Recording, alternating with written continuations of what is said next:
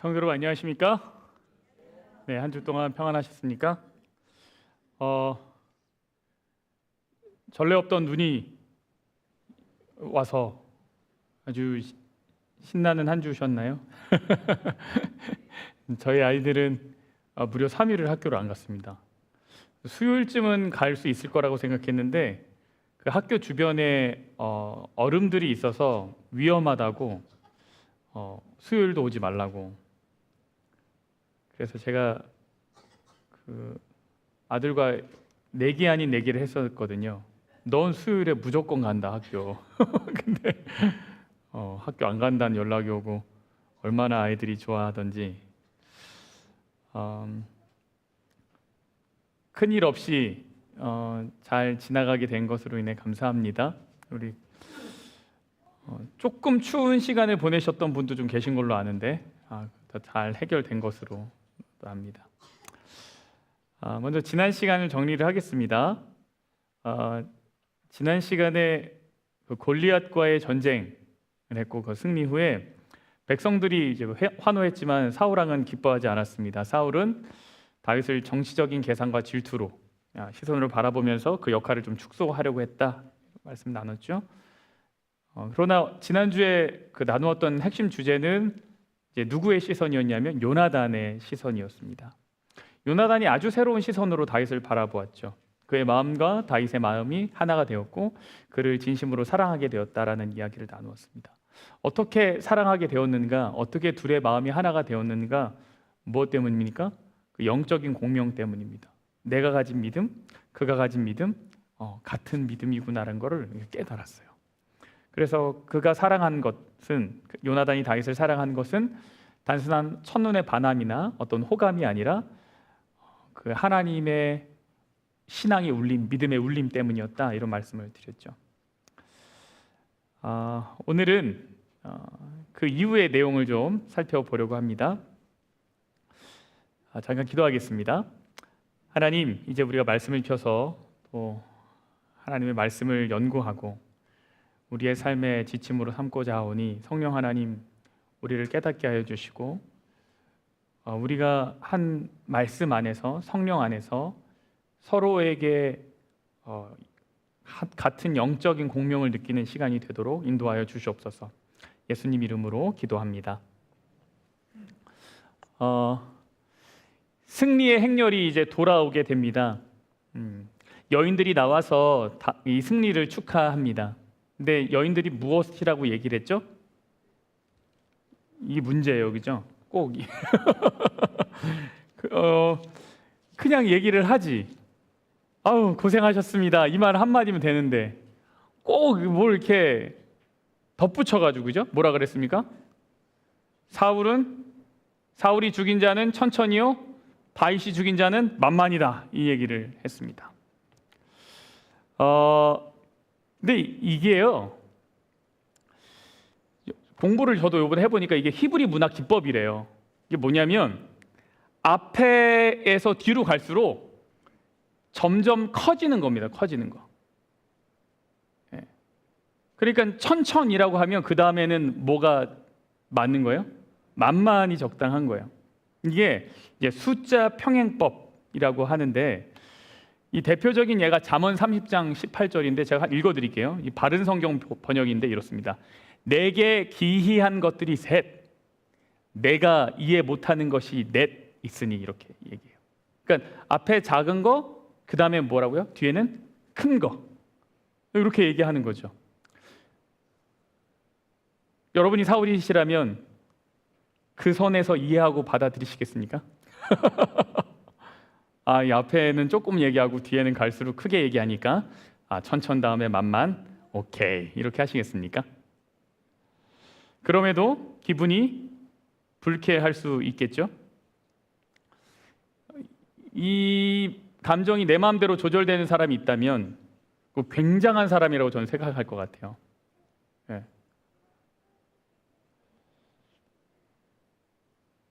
보통 사람이라면 불쾌하겠죠. 그래서 사울이 뭐라 그러냐면 그 말에 불쾌한다, 성경은 이야기합니다. 누구에게나 있는 마음이라서 이것을 당연한 것으로 여기고 지나갈 수 있을 것인가? 이거에 대한 문제는 좀 생각해 봐야 될 것 같습니다. 잠언 27장 21절은 이런 말씀이 있습니다. 도가니로 은을, 풀무로 금을, 칭찬으로 무엇을 단련합니까? 사람을 단련합니다. 여러분, 칭찬이요, 사실 굉장히 위험한 시험대입니다. 사람에게. 뭐라고 표현할 수 있겠는가 하면 칭찬은 독이 든 성배입니다. 성배가 뭐예요? 아주 성스러운 잔이잖아요. 그러나 거기엔 뭐가 들었습니까? 독이 들었다는 거예요. 사람을 단련하는 게 칭찬이래요. 그러니 우리가 성장하는데 칭찬은 꼭 필요합니까? 그렇죠? 칭찬 없이 성장하는 사람은 없습니다. 왜냐하면 칭찬은 고래도 춤추게 한다라고 하니까요. 그런데 오늘의 말씀이 정말 춤추게 하니까으로 끝나는 겁니까? 오늘의 본문이 말해주는 건 뭐죠? 잘 보십시오. 은을 단련하는 것은 도가니고요, 금을 단련하는 것은 풀무입니다. 어떤 거예요? 굉장히 뜨거운 거죠. 거기에서 단련을 받으면 즐겁고 기분이 좋고 행복한 것이 아니죠. 이것은 고통입니다. 내 안에 불순물을 제거하는 겁니다. 칭찬으로 내 기분이 날아가면 사실 나는 제대로 단련받고 있는 것이 아닙니다. 칭찬으로 나의 불순물을 발견할 때 제대로 단련받고 있는 것이라고 볼 수 있겠죠. 그래서 칭찬은 우리의 교만과 중심을 테스트하는 아주 뜨거운 용광로 같은 것일 겁니다. 근데 사울이 여기에 실패한 거죠. 사울이 칭찬을 받았습니까? 칭찬 받았죠. 천천이라는 칭찬을 받지 않았습니까? 그러나 그는 이 과정을 통과하는 시험에서 실패한 것입니다. 왜 그가 시험에서 실패한 것일까요? 첫 번째는 그는 대중의 인기를 가장 중요하게 생각했기 때문입니다. 부자 선지자 650쪽에 이런 말씀이 있습니다. 사울의 품성의 큰 결점은 뭐 하는 겁니까? 칭찬받기를 좋아하는 것이다. 여러분, 칭찬받기를 좋아하는 것이 결점이라고 화인여산 이야기하고 있습니다. 왜 칭찬받으면 좋은 거 너무 당연한 거 아닐까요? 그러나 그것을 너무 좋아하면 그것이 품성의 결점이 될 수 있습니다. 옳은 일과 그른 일에 대한 사울의 표준은 사람들의 칭찬에 좌우되는 저급한 표준이었다. 내가 무슨 일에 표준을 삼는데 그 표준이 사람들의 칭찬에 관한 것이라면 그 표준은 굉장히 낮은 표준이다라고 이야기하고 있습니다. 그런 사람은 안전하지 못하다라고 이야기합니다. 안전하지 못하다. 사람의 인정은 이제 마약 같습니다. 한번 맛보면 더 큰 칭찬을 원하게 됩니다. 사울이 천천히라는 말에 만족하지 못한 이유가 뭐였을까? 왜 그는 그것을 가지고 굉장히 불쾌했을까? 그가 이미, 그의 자아가 이미 어떤 대중의 인기에 중독되었기 때문은 아닐까, 이런 생각을 합니다. 화이트는 이렇게 이야기합니다. 사울은 마음문을 열어 질투심이 들어오도록 용납함으로 자기 영혼을 뭐 시켰대요? 중독시켰다, 이렇게 얘기해요. 여러분, 우리 영혼이요, 어딘가에 중독이 될 수 있습니다. 근데 칭찬에 중독이 되고요, 인기에도 중독이 됩니다. 그리고 질투에도 중독이 될 수 있는 거예요. 그러니까 습관이죠. 안 하면 불안해요. 누가 잘 되는 꼴을 봤을 꼴이 아니라 잘 되는 모습을 봤을 때 그것을 그냥 아이고 잘 됐다라고 말하기에는 내가 뭔가 하나 안 한 것 같은 느낌. 이게 여기 질투에 중독된 거죠. 안 하면 불안한 겁니다. 하나님의 인정보다 사람의 칭찬을 갈구하는 마음은 영혼을 불안하게 만들고요, 그리고 결국 파멸로 이끕니다. 보세요. 먼저 하나님의 칭찬을 받으려고 노력하지 아니하고 사람들을 기쁘게 하려고 애쓰는 자들은 아무도 안전하지 못하다, 이렇게 얘기하죠. 그러니까 결국은 우리가 이 마음을 어떻게 다스리느냐가 이제 핵심일 것입니다. 누군가 나보다 더 인정을 받을 때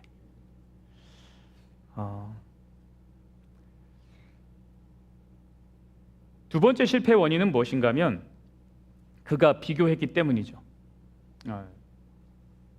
자신과 다윗을 비교했기 때문입니다. 우리 삶에서 감사가 없어지는 순간이 있다면 그것은 비교할 때입니다. 그래서 비교는 감사의 무덤이라는 말이 있습니다. 하나님께서 주신 자신의 목에 감사하지 못하고 남의 몫에 관심을 가지고 비교할 때 마음에는 질투와 분노가 싹이 트게 되겠죠. 여러분, 사울은 왕으로서 이미 엄청난 부와 권력 그리고 천천이라는 승리를 가졌습니다. 그러나 비교가 시작되자 그가 가진 것이 아무것도 소용이 없게 되죠. 그러니까 모든 것을 가졌던 사람인데 아무것도 못 가진 사람이 됐습니다. everything이었는데요, nothing이 되어버렸어요. 그게 무엇 때문이냐면 비교 때문입니다. 비교는 내가 가진 99가지를 못 보게 하고 남이 가진 한 가지만을 확대해서 보게 만듭니다. 그래서 사실은 영적인 시각 장애에 빠지게 되죠. 비교라는 건 무엇인가 보니까 나에게 없는 것을 묵상하는 것입니다. 그리고 남에게 있는 것을 묵상하는 겁니다. 지금 사울이 무엇했냐면 나에게 없는 것을 묵상하고 다윗에게 있는 것을 묵상했습니다. 그러다가 다윗의 만만을 묵상하다가 이제 미칩니다. 18장 10절에는 이렇게 이야기합니다. 그 이튿날 하나님께서 부리시는 악령이 사울에게 어떻게 해요? 힘있게 내렸다. 힘있게 내렸다. 만약 하나님이 주신 천천을 사울이 묵상했다면 어떻게 됐을까요? 그는 다윗이라는 훌륭한 장수를 얻은 것을 또한 감사했겠죠. 그리고 그를 인정하는 것으로 어쩌면 위대한 왕의 면모를 보여줬을지도 모릅니다. 그러니 내 마음에 질투가 일어날 때 비교라는 것이 내 안에 있는 것은 아닌가 살펴봐야 됩니다. 남의 하이라이트와 나의 비하인드를 비교하는 것은 지혜롭지 못한 거죠. 우리는 모두 칭찬 듣기 좋아하고 내가 괜찮은 사람이라는 걸 확인받고 싶어 합니다. 요즘은 그거를 뭘로 확인할 수 있습니까? 내가 참 괜찮은 사람이다라는 걸. 젊은 사람들이 이걸 확인하는 방법이 사실 되게 간단합니다. 내 소셜 미디어의 좋아요가 이제 내가 얼마나 괜찮은 사람인가를 나타내는 거죠. 가끔 아이가 제 유튜브 계정으로 댓글을 남깁니다. 어느 날 제가 예전에 어떤 목사님의 설교 영상에 제가 댓글을 단 적이 있어요. 이제 타 교단 목사님이 쓴 건데 이제 잘못된 정보를 전달하셔가지고 그게 아닙니다라고 한 댓글을 한번 단 적이 있어요. 근데 제가 그거를 좀 확인하고 싶어가지고 보니까 내가 쓴 댓글을 유튜브 댓글을 확인하는 기능이 있습니다. 그 들어갔더니 깜짝 놀랐어요. 저도 모르는 영상에 댓글이 엄청 많이 제가 달아놨더라고요. 제 아이가 제 유튜브 계정을 유튜브를 보다가 이렇게 댓글을 남기는 거예요. 이제 찬양, 자기가 좋아하는 찬양이 있습니다. 그 가수가 있어요. 그 크리스찬 뮤직 가수가 있는데 거기에 뭐 이렇게 하나님 살아계십니다 막 이런 것도 남기고 뭐 기도 응답했던 이야기도 막 남기고 뭐 우리 아버지 패스터인데 난 행복하다 막 이런 것도 남기고 막 이렇게 남겨요. 그러면은 누군가 거기에 좋아요 누르거나 이제 댓글 달면 막 아이가 저한테 너무 좋아합니다. 아빠 누가 나한테 좋아요 눌렀다고. 사울이요, 이 사람들의 좋아요에 목을 맨 사람이죠. 완전히 메인 사람이에요. 자신의 글에는 좋아요가 1000개, 다윗의 글에는 좋아요가 10,000개. 야, 이 기분이 너무 나쁜 거예요. 그런데 다윗은 자신의 글에 좋아요 10,000개를 신경 쓰지 않았죠. 여인들의 노래에 우쭐하지도 않았죠. 그런 다윗의 반응은 나오지 않습니다. 다윗은 이미 들판에서 양칠 때 오직 한 분 관객 앞에서 연주했고 몰두했죠. 그 한 분의 관객이 누굽니까? 하나님이죠. 하나님. 다윗은 그 한 분으로 만족했어요. 그러니까 10,000개의 좋아요에 흔들리지 않아요. 다윗에게 중요한 건 뭐예요? 1개의 좋아요예요. 누가 주신 1개의 좋아요? 하나님이 주신 1개의 좋아요. 그거면 다윗은 충분했어요. 여러분의 좋아요는 누구에게서 옵니까? 여러분은 그 하나님의 좋아요 하나를 기대하고 기뻐하고 감사하고 그것을 위해서 행복해 하십니까? 사울이 이 자신의 비교하는 마음, 이 답답하고 불편한 마음, 불쾌한 마음을 어떻게 다스렸을까요? 사울은 어떻게 했는가 보면 이렇게 했습니다. 그날 후로 사울이 다윗을 뭐 했습니까? 주목하였다. 여기서 말하는 주목하였다라는 말의 의미는 노려보았다입니다. 히브리 말로 이게 이제 아반이라고 아반이라고 하는 아완 뭐 이런 아반인데 이거의 분사형인 오옌이라고 합니다. 이게 히브리 말로. 근데 잘 어려우니까 기억 못 하셔도 되지만 이 문자적으로 의미는 뭐냐면 눈으로 찌르다예요. 눈으로 찌르다. 여러분 눈으로 상대를 찌를 수 있습니까? 지금 한번 시험해 보시는 것 같은데 어떤 집사님 눈에서 뭐가 나온다 그래요? 레이저가 나온다 그러죠. 저도 가끔씩 아이한테 레이저 쏠 때 있는데 이렇게 괜히 말하면 잔소리 같으니까 그놈한 척하면서 눈으로 이렇게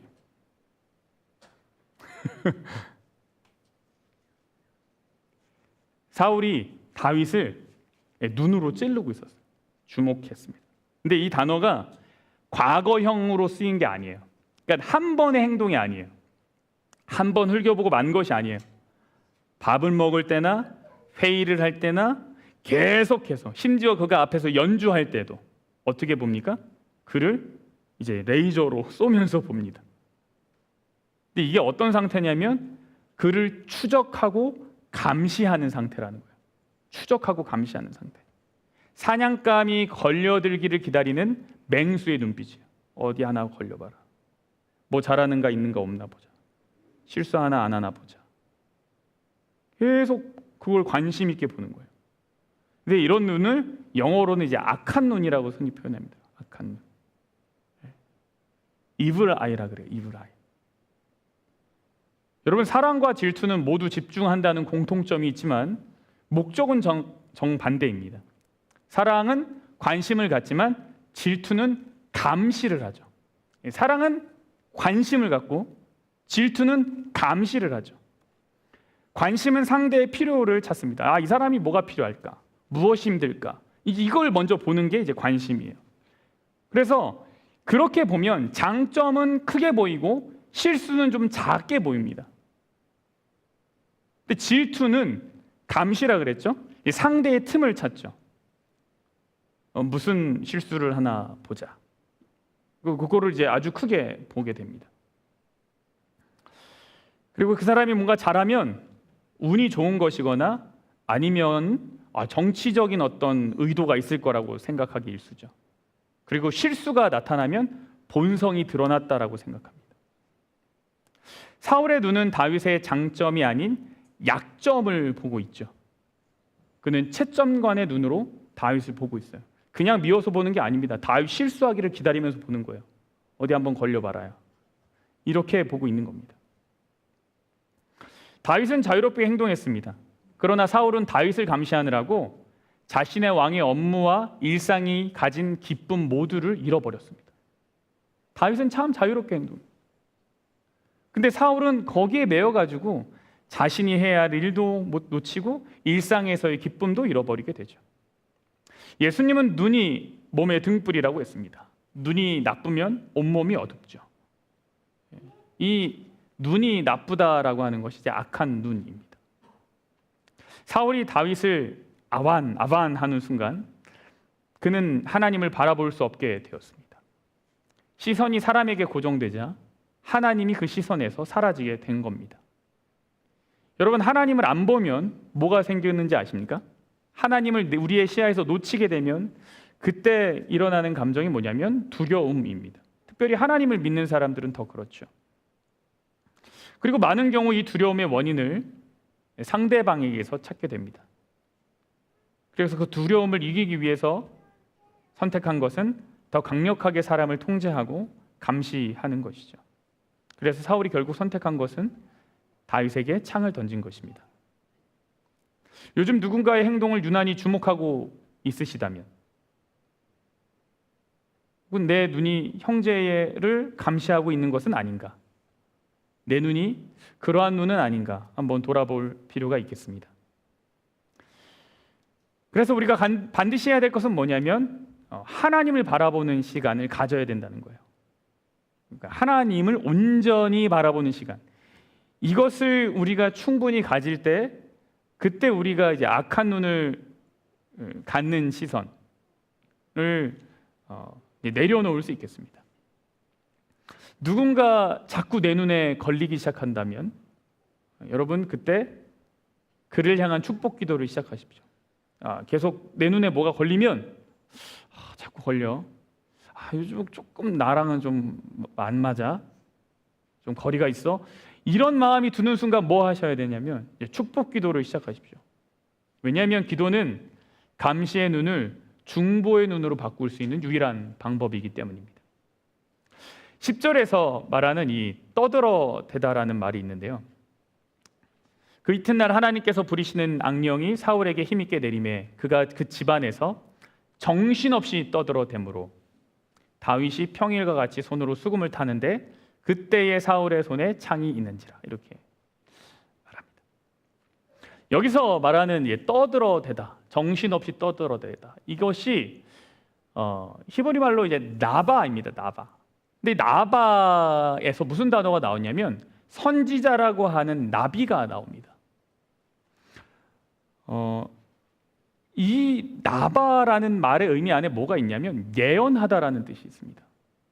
그러니까 지금 이 저자가 이 상황을 써내려가는 데 있어서 그냥 사울이 그냥 정신없이 불안해서 떠들어대는 거라고 표현한 것이 아닙니다. 단순히 헛소리를 한다고 표현한 것이 아닙니다. 성경은 사울의 모습을 영적인 것과 연결지어서 설명하고 있는 거예요. 그러니까 무슨 말을 계속 하고 있는데 그 행위 자체가 영적인 것과 연결되어 있다라고 표현하는 거예요. 왜냐하면 이게 예언하다라는 의미가 있기 때문에. 그러니까 질투는 누구나 가지는 것, 아주 흔한 것이라고 여기서 설명하지 않아요. 이 내용이 단순히 심리적 불안을 묘사하는 거라고 말하지도 않아요. 여기서 이튿날이라 그러죠. 이튿날이 언제입니까? 여인이 그 노래를 부른 그 다음 날입니다. 바로 다음 날. 주목하기 시작한 그 다음 날입니다. 아까 뭐라 그랬냐면 예언의 신에서 그가 다윗을 보면서 질투가 그의 마음에 들어오도록 열어놨다 그랬어요. 사울이 마음 문을 열고 질투를 받아들이는 순간, 그 순간이 어떤 순간이냐면 악한 것이 사울 안에서 활동할 수 있도록 문을 활짝 열어두게 되는 순간이라는 거죠. 우리가 질투를 시작하고 주목하기 시작하는 순간, 그게 뭐냐면 사단님 제 마음으로 어서 들어오세요 라고 하는 것과 같다라는 거예요. 사울의 입에는요 예언이 있었지만, 예언이 나오고 있다고 말하지만 손에는 창을 들고 있죠. 성령은 인격의 통합을 이룹니다. 무슨 얘기냐면 말과 행동의 일치를 가져옵니다. 그게 성령이 하시는 일이에요. 악령은 뭐합니까? 인격을 분열시킵니다. 겉으로는 종교적 행위를 하고 입으로는 옳은 말은 하지만 마음으로는 살인을 품게 만드는 게 약한 영이 하는 거죠. 이런 사람의 마음은 병이 듭니다. 우리의 열심이 어디서부터 오는 것인가? 나의 의무는 어디서부터 오는 것인가? 그것이 사울과는 닮은 것은 아닌가? 우리 돌아볼 필요가 있습니다. 그래서 우리의 시선이 하나님께로 가야 돼요. 하나님의 좋아요에 내 마음을 두어야 돼요. 다른 사람의 좋아요는 소용없다고 말해야 돼요. 자꾸 나를 유혹하지 말아라. 나를 자꾸 괴롭히지 말아라. 나의 마음은 하나님의 좋아요 하나로 충분하다. 우리가 거기에 초점이 분명하게 맞춰져 있을 때 우리의 신앙의 방향이 올바를 수 있겠죠. 근데 자꾸 이것 생각하고 저것에 막 다른 것을 보는 시간이 더 많아지면 이게 더 이제 괴롭습니다. 여러분, 사무엘상 18장의 핵심절이 무엇일까요? 핵심적인 내용이 무엇입니까? 사무엘상 18장에 여기서부터 이제 사울의 질투가 이제 계속 고조가 되고 그것이 등장하는데, 과연 사울의 질투가 사무엘상 18장의 핵심일까? 아닙니다. 이 이야기가 워낙 자극적이라서 우리는 이제 사울의 행위에 좀 집중하게 되는데요. 성경이 진짜 말하고 싶은 것은 사울의 광기가 아닙니다. 만약에 18장 안에서 우리가 오늘 말씀을 여기서 끝내버린다면 이거는 반쪽짜리 설교고, 우리가 성경을 읽을 때도 그것만 보고 넘어간다면 그것도 반쪽짜리입니다. 누구를 봐야 되냐면 다윗의 모습을 봐야 됩니다. 성경이 18장에서 아주 집요하게 한 가지 사실을 강조하고 있습니다. 계속 강조하는 게 있어요. 틈틈이 강조하는 것이 있습니다. 그것이 뭐냐면 하나님이 다윗과 함께 했다라는 겁니다. 여호와께서 사울을 떠나 다윗과 함께 계심으로. 14절 여호와께서 그가 함께 계시니라. 28절 여호와께서 다윗과 함께 계신다. 계속해서 반복적으로 이야기하는 건 하나님은 다윗과 함께 계신답니다. 하나님이 사울은 떠났지만 다윗과 함께 계신다라는 거예요. 이번 장에서 하나님께서 사울을 떠나시는 것은 그의 잘못, 어떤 불순종에 관한 것이 아닙니다. 무엇 때문에 하나님이 사울을 떠났다고 표현이 되냐면 이제 그의 질투 때문이죠. 그러나 하나님이 다윗과 함께 있다고 이야기합니다. 이게 핵심이죠. 사울에게는 왕관이 있었고 창이 있었고 군대가 있었습니다. 그러나 하나님이 없었죠. 반면에 다윗은 아무것도 없었습니다. 그러나 무엇이 있었습니까? 하나님이 있었죠. 하나님이 함께 계셨죠. 하나님이 함께 할 때 무슨 일이 일어납니까? 지혜롭게 행한다라고 얘기해요. 다윗은 사울이 보내는 곳마다 가서 뭐하게 해요? 지혜롭게 행한다. 다윗이 그의 모든 일을 지혜롭게 행한다. 다윗이 사울의 모든 신하보다 더 지혜롭게 행한다. 이게 다 18장 안에 들어있는 내용입니다. 다윗이 지혜롭게 행한다. 이 말은 이제 원어로는 샤칼인데 이게 단순한 어떤 지적 능력을 말하는 것이 아닙니다. 이것은 통찰력을 가지고 성공적으로 처신한다라는 의미가 있다 그래요. 여러분들은 처세 좋아하십니까? 처세술. 곤란해지지 않고 잘 내가 적당한 때에 올바른 선택을 하는 것. 내 관계에 있어서 누구에게도 손해를 안 끼치고 바른 선택을 하는 것. 전 좋아합니다. 그리고 마땅히 그런 기능이라고 해야 될까요? 그런 태도가 목회자에게 필요하다고 생각합니다. 처세가 꼭 나쁜 거라고 볼 수는 없겠죠. 근데 이것이 어디서 시작되는가?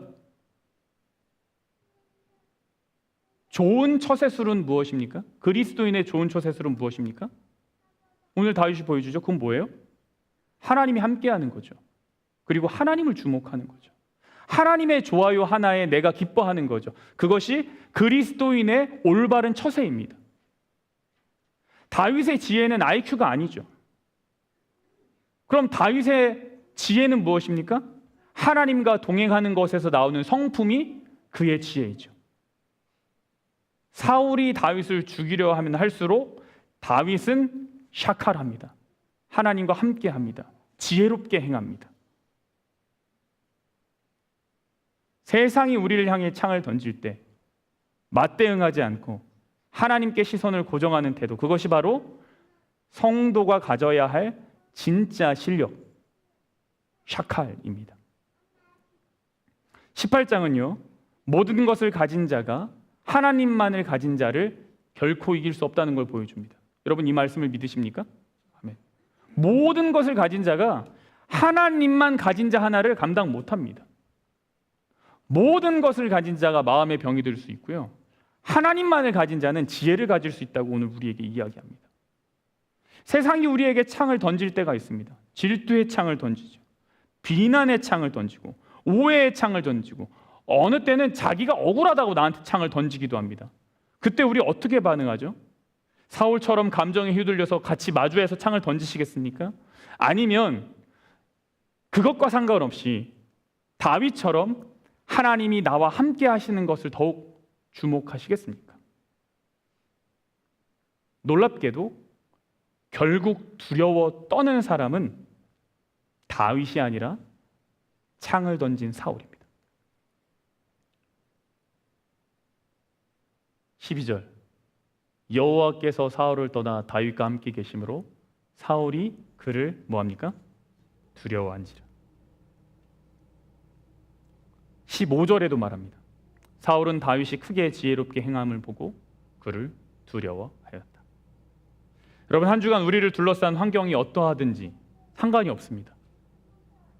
여호와께서, 하나님께서 우리와 함께 계신다는 이 믿음을 붙들고 세상의 창 앞에서도 지혜로 승리하는 우리 모두가 되었으면 좋겠습니다. 그래서 기억하십시오. 하나님의 임재, 그것으로부터만 지혜가 오고 그것이 그리스도인의 첫 번째 처세술입니다. 하나님의 좋아요에 기뻐하는 우리 모두가 되길 간절히 바라면서 말씀을 줄이겠습니다. 우리 들으신 말씀과 한 주의 삶을 돌아보면서 각자 개인적으로 기도하는 시간을 갖겠습니다.